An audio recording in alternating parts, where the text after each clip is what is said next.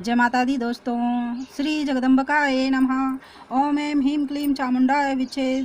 श्रीमद्देवी भागवत महापुराण पंचम स्कंद अतः प्रथमो अध्याय। व्यास जी द्वारा त्रिदेवों की तुलना में भगवती की उत्तमता का वर्णन। ऋषिगण बोले, हे सूत जी, आपने यह बहुत ही उत्तम कथा कही जिसमें भगवान श्री कृष्ण के सर्व पाप विनाशक तथा अलौकिक चरित्र का वर्णन है। हे महाभाग, हे महामते, आपके द्वारा विस्तार पूर्वक कहे जा रहे श्री कृष्ण के इस कथन में हमें संदेह हो रहा है। एक तो विष्णु के अंश अवतार श्री कृष्ण ने वन में जाकर घोर तप किया और शिव की आराधना की। पुनः जगजननी श्रीदेवी भगवती पूर्णा की अंश स्वरूपा देवी पार्वती ने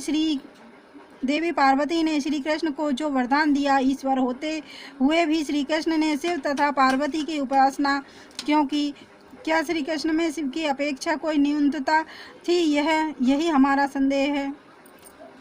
सूत जी बोले, है महाभाग मुनिगण, व्यास जी से इसका जो कारण मैंने सुना है उसे आप लोग सुनिए। अब मैं भगवान श्री कृष्ण के गुणों से परिपूर्ण कथा कहता हूँ। व्यास जी से यह वृतांत सुनकर प्रतिभावन राजा जन्मेजय और भी अधिक संदेह में पड़ गए। तब उन्होंने फिर पूछा। जन्मेजय बोले, हे सत्यवती तनय व्यास जी, मैंने परम कारण स्वरूपा भगवती के विषय में सुना है, फिर भी मन की वृत्ति संशय से मुक्त नहीं हो पा रही है।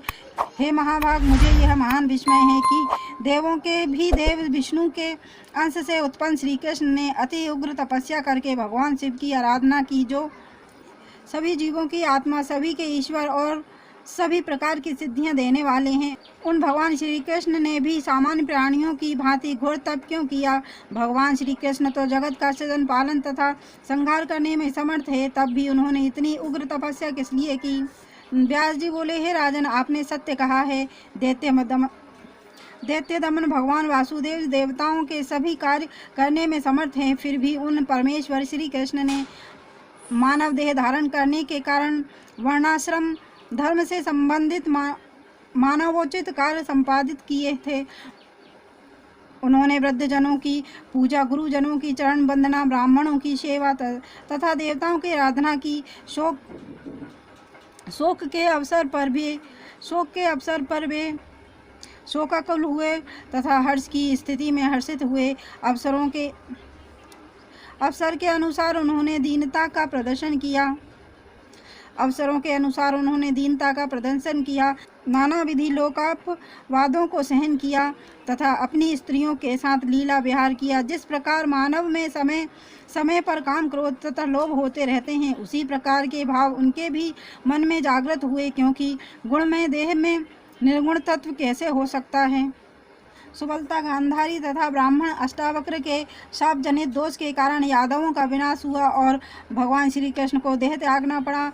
हे राजन, उसी प्रकार उनकी स्त्रियों का हरण हुआ, उनका धन लूट लिया गया तथा अर्जुन उन लुटेरों पर अपना अस्त्र चलाने में पुरुषार्थहीन हो गए।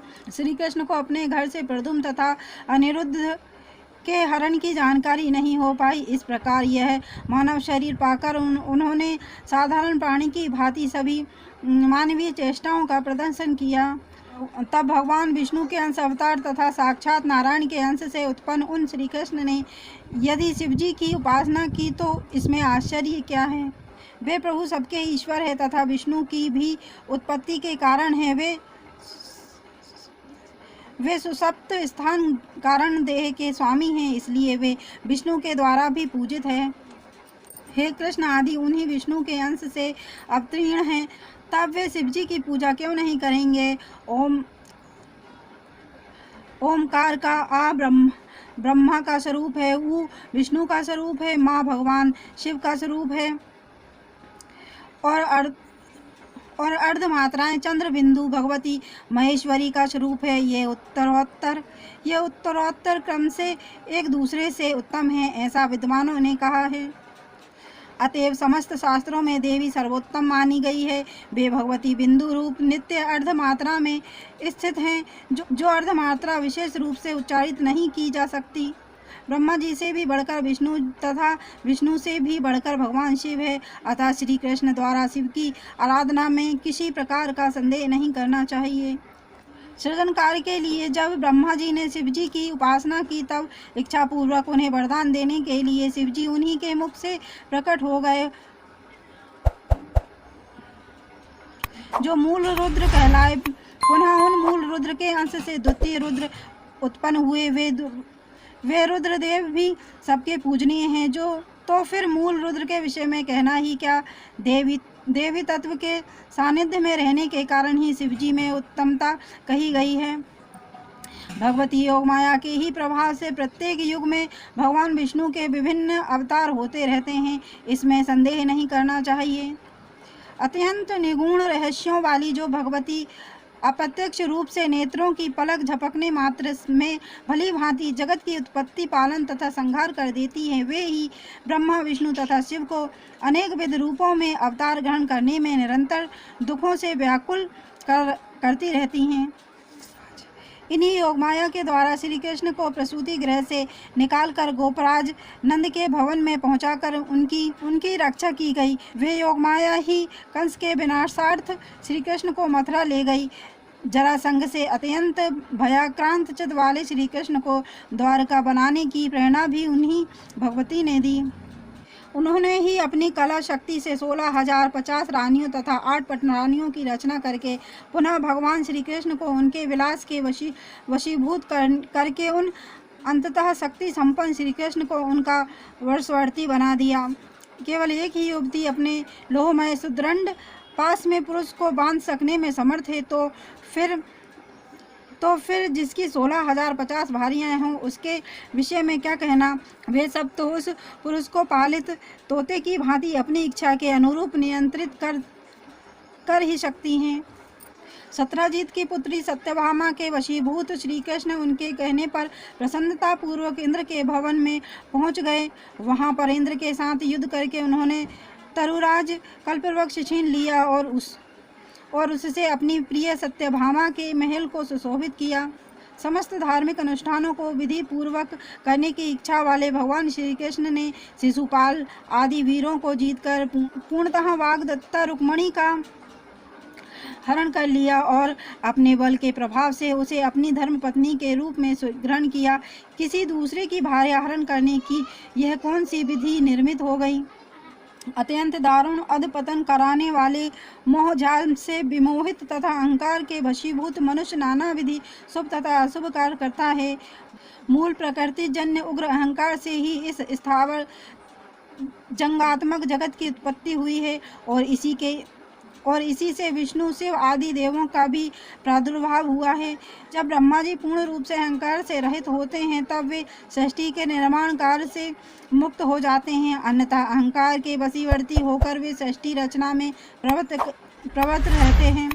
उस अहंकार से मुक्त प्राणी सांसारिक बंधन से छूट जाता है और उसके वशीभूत हुआ प्राणी सांसारिक बंधन में पड़ जाता है। हे राजन, स्त्री, धन, घर, पुत्र तथा सहोदर भाई ये सब बंधन के मूल कारण नहीं है, अपितु अहंकार ही प्राणियों के लिए बंधनकारी वस्तु है। मैं ही करता हूँ, यह कार्य मैंने अपने ही सामर्थ्य से पूरा किया है, यह कार्य पूरा कर लूँगा, यह कार्य अभी कर लेता हूँ। इन भावनाओं के कारण प्राणी स्वयं बंधता चला जाता है। कोई भी कार्य बिना कारण के कदापि नहीं होता। जैसे मिट्टी के पिंड के बिना घड़ा न तो बन सकता है और न दिखाई पड़ता है। जब भगवान विष्णु अहंकार के वशीवर्ती होते हैं तभी वे विश्व का पालन करने में समर्थ होते हैं, नहीं तो वे सदा सृष्टि पालन के चिंता रूपी समुद्र में डूबे क्यों रहते।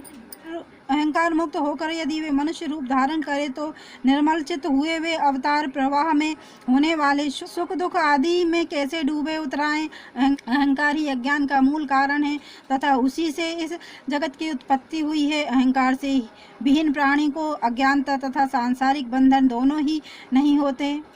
हे महाराज, इस जगत में सत्वगुणी, रजोगुणी तथा तमोगुणी ये 3 प्रकार के पुरुष कहे गए हैं। हे राजन, सृष्टि पालन तथा संहार कार्य संपन्न करने वाले ब्रह्मा, विष्णु, महेश आदि तीनों देवताओं में भी ये 3 गुण सदा विद्यमान रहते हैं।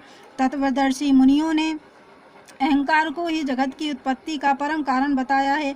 अतएव इसमें संदेह नहीं है कि ये ब्रह्मा, विष्णु तथा महेश भी उसी अहंकार से आबद्ध है।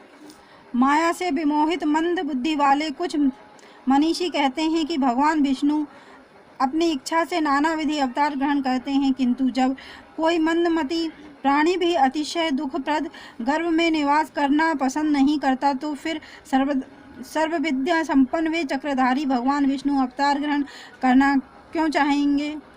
कुछ लोग कहते हैं कि भगवान विष्णु अपनी इच्छा से कौशल्या तथा देवकी के मलमूत्र से परिपूर्ण गर्भ में आए थे, किंतु वैकुंठ भवन छोड़कर करोड़ों